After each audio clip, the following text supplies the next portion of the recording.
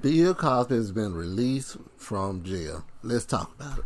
Comment, like, and subscribe. So I just thought this would be a good place to start because Bill Cosby just gotten off, and it still comes around and said, well, he's still guilty because he found guilty by a jury. Bet. Not even bet. The truth of the matter is right here. Just this one sentence I'm going to read, and then we'll go into everything else. It says, for these reasons, Cosby's conviction and judgment of sentence are vacated and he is discharged. How is that to understand? It means that his conviction and judgment, they don't mean anything now. You can say he was found guilty, but the court of law says, no, he wasn't. That never happened. So, where do we go from here? Well, back up to the top. So, this right here is Kevin Steele. He is the acting Montgomery County District Attorney. So, the thing we could say is, let's go all the way back to Bill Cosby. We know what Bill Cosby said he did. Okay. But the thing is, we got to explain why this affects us as black people. Why is it that, but not just black people, but people in general, we put people in place, in positions, and we got to really learn what these people are about. So, what we have to do is go back to Kevin Steele's ad that he used against Bruce Castor. For District Attorney in Montgomery County, Kevin Steele, first assistant DA with a 98% conviction rate and tough sentences for sexual predators. Or Bruce Castor, a former DA who refused to prosecute Bill Cosby. Castor said, we don't charge people for making a mistake or doing something foolish. Many more victims came forward, and Castor admitted he could have used their testimony against Cosby, but Castor didn't even try. Bruce Castor was not looking out for the victims. So bear with me, I have a little bit of a cold, but let's get to what's next. I picked this up here. I'm going to read this. It says, it was not only the deposition testimony that harmed Cosby. As a practical matter, the moment that Cosby was charged criminally, he was harmed. All that he had forfeited earlier and the consequences of the forfeiture in the civil case were for naught. This was, as the CEO characterizes it, as unconstitutional, coercive bait and switch. It is the true and full breadth of the consequences of the due process violation that separates this case from the case relied upon by the CDO. It says,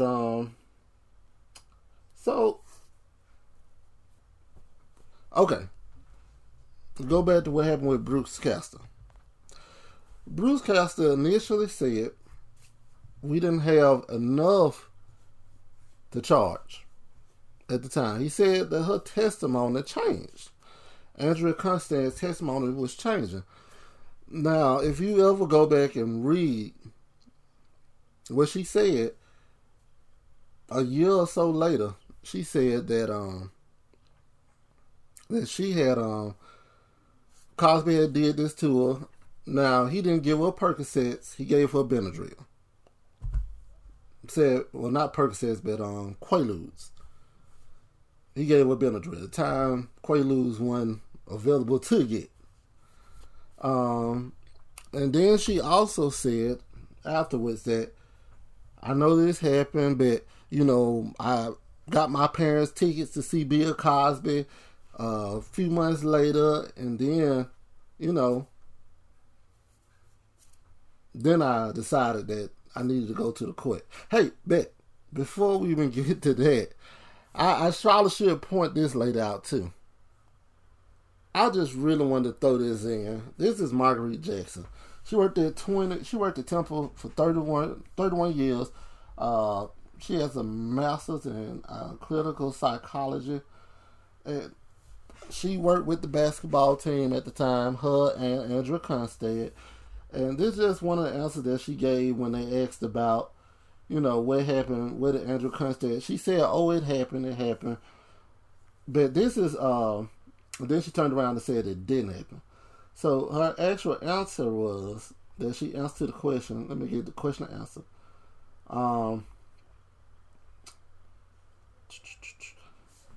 She said something similar happened to her. That they asked her the question was they asked her to describe what she said when something similar happened to her. Her answer, word for word, is she was just kind of like, "Oh wow, something similar happened to me like that." And I was like, "Really? You know who? When?" And when she said she wasn't going to say, and then I said, "Well, wait. Did you report it?" She said, "No." I said, "Why?" She said, she was like, "Because I couldn't prove it." The story went on. She says, I say to her, "I wouldn't care who it was. I would report it." "Why didn't you report it, And she says, "Because it's a high profile person." And I was like, a high profile figure. And I can't fight that. So then she went on. She was like, "Well, what do you think this is about?" I said, This is about a civil case. It's about the money. Money's a great motivator." And then I asked her a third time, "Did this really happen to you?" She said, "No. No, it didn't. I could say it did. I could quit my job and go back to school. I could get that money, essentially. I could get that money." Okay.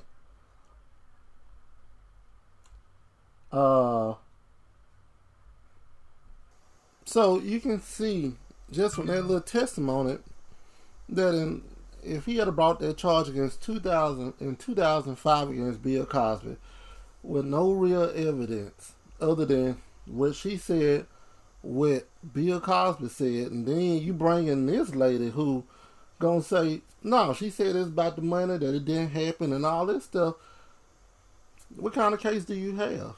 Without this deposition, there's nothing. And what Kevin Steele did was he bent the law to his own means to get a conviction. And what does that say for somebody who does not have the money that Bill Cosby has?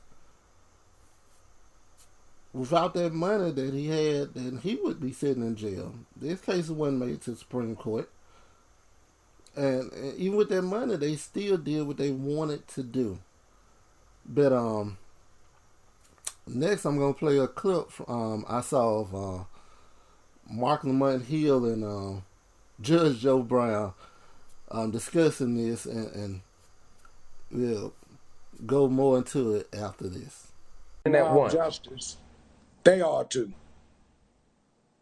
So Judge, I think there's two things happening at once here, and I think on the one hand, many of us are legitimately aware, and myself included, that the criminal legal system doesn't give equal outcomes to everybody, that black folk catch the worst end of this, that black men, when it comes to incarceration, get the absolute worst end of this. And the Bill Cosby case is an example of a prosecutor who was dishonest. Bill Cosby, absolutely, if he's told that you won't be prosecuted for giving this deposition, and then he gets prosecuted, that is a violation of his rights, and that is a violation of due process. Of course it is. On the other hand, due process. But on the right, but hold on, let me finish this point, Judge. On going forward should be disciplined. So there's that, but then there's the other question that people. So then there's this other question that people, though, have, Judge, which is a legal question. Which is not a legal question. I think those two things, to some extent, are getting mixed up. And the non-legal question is about whether or not Bill Cosby actually did harm. Legally, you can say he's not guilty because the not guilty stands. He didn't do anything. American law, there is an absolute presumption of innocence until you are proven guilty beyond a reasonable doubt, using due process of law. If there was no due process of law, that presumption of innocence does not remove itself, and there is no valid conviction.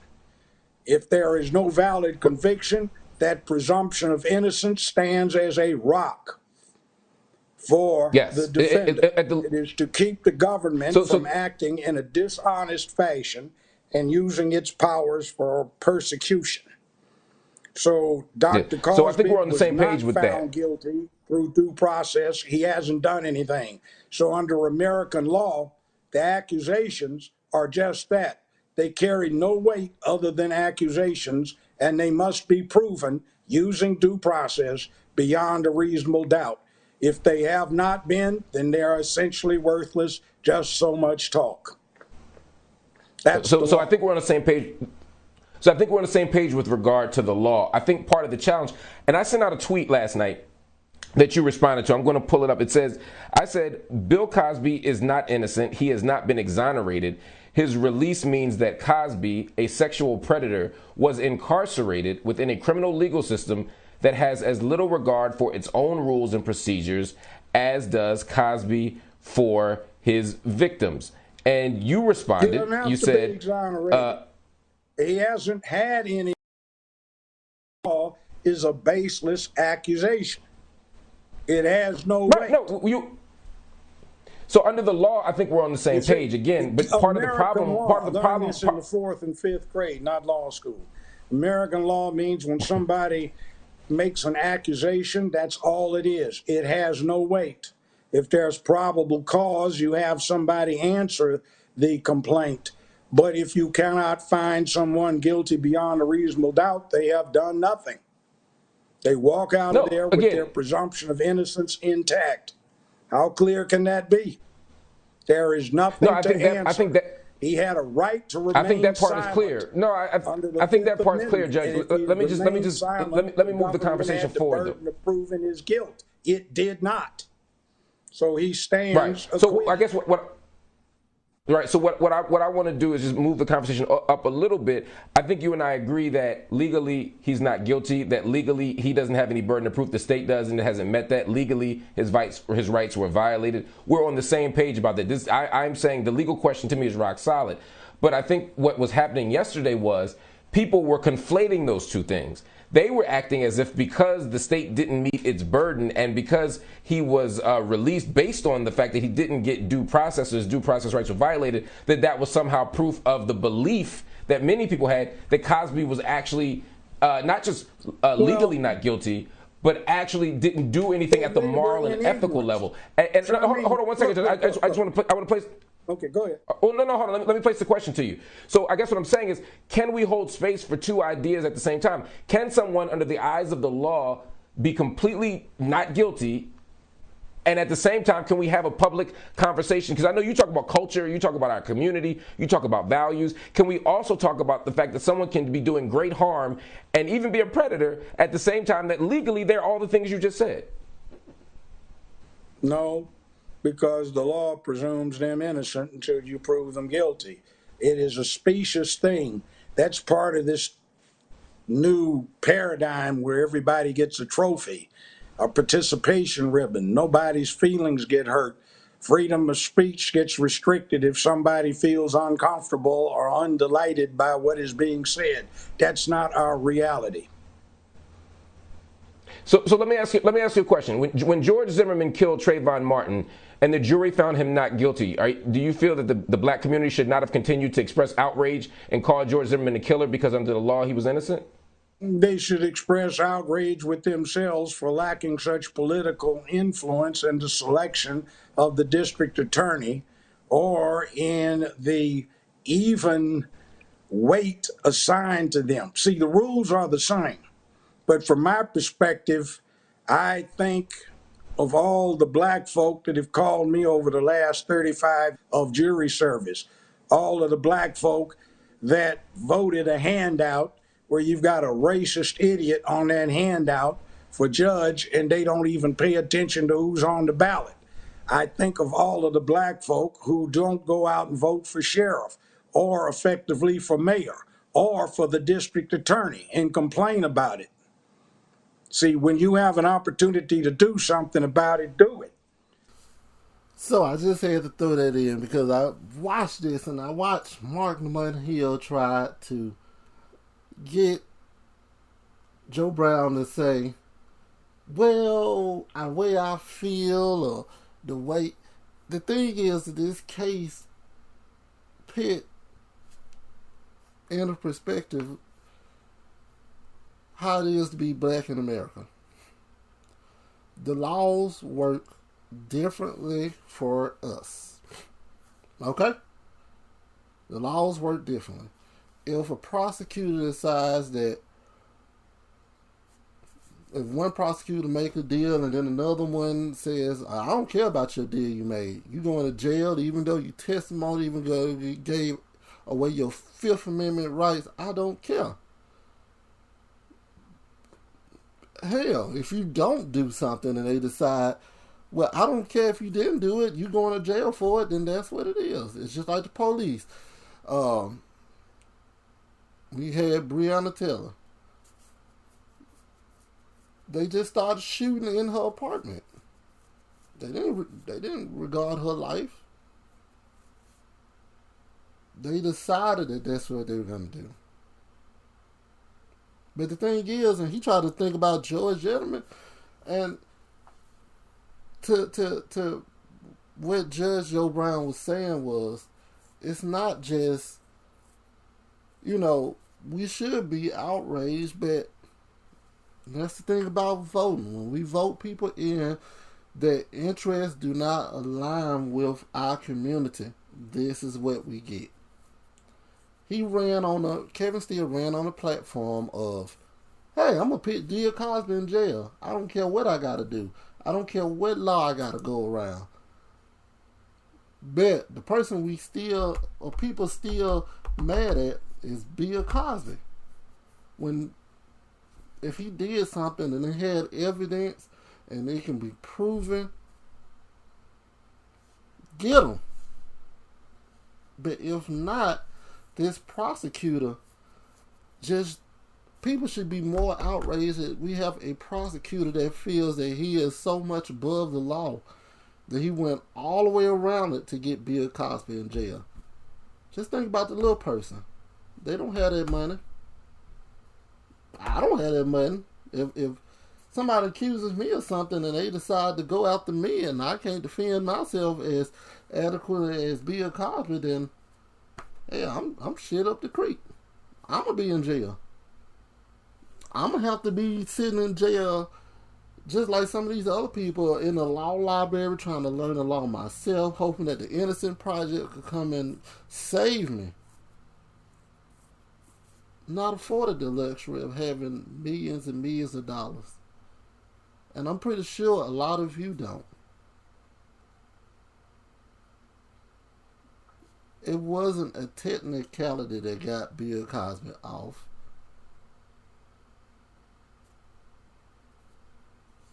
It was just a wrong that was righted.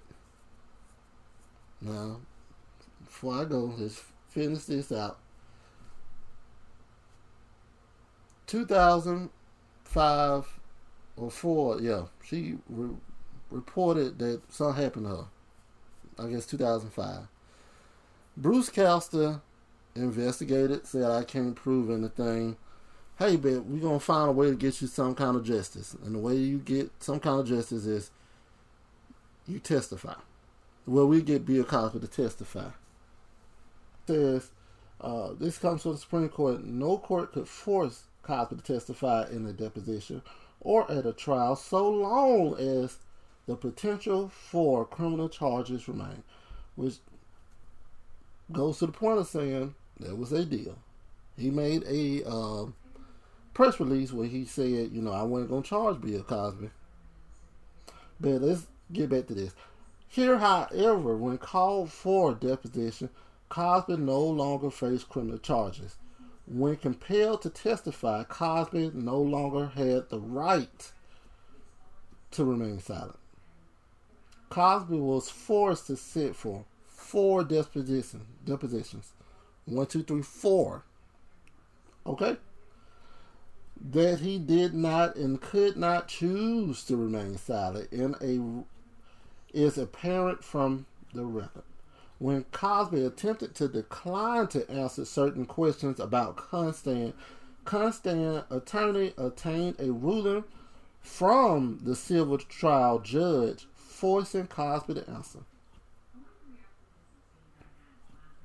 Okay? So, you can read the rest of it. Yeah, he unwantedly gave the person for sexual activity with them. That's what happened. Let's go down a little bit. Let's see. The trial court questioned Cosby whether Cosby believed that he no longer had a Fifth Amendment right to invoke during the civil proceeding, or whether he would have invoked the right had he still possessed it. The court noted that Cosby voluntarily had submitted to a police interview and had provided police with a consent-based defense, repeated this narrative in the deposition. Court found no reason to believe that Cosby would not continue to cooperate had he, and thus discerned no reason for him to invoke his Fifth Amendment. So, that's where we at. So, all this is to say that once they made a deal, Cosby was forced to say what he had to say. Except for 4 depositions, he said everything he had said. And honestly, without this deposition being unsealed, we would never know what he had said. And more importantly, no deposition, no trial,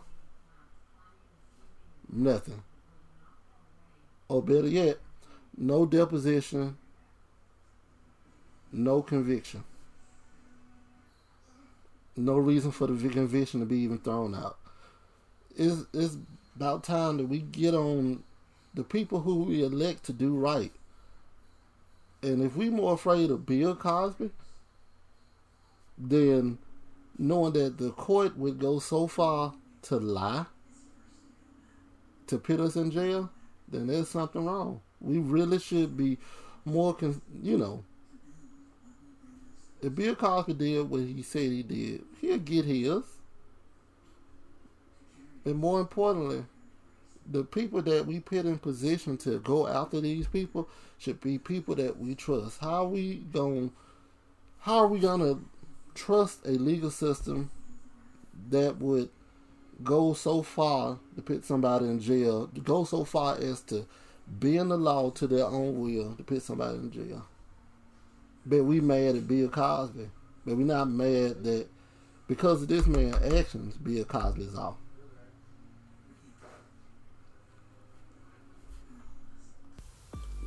Well, that has been my time for today. This is an Unawarded Black Podcast. Remember, comment, like, and subscribe, and we'll be back with you next time. Peace.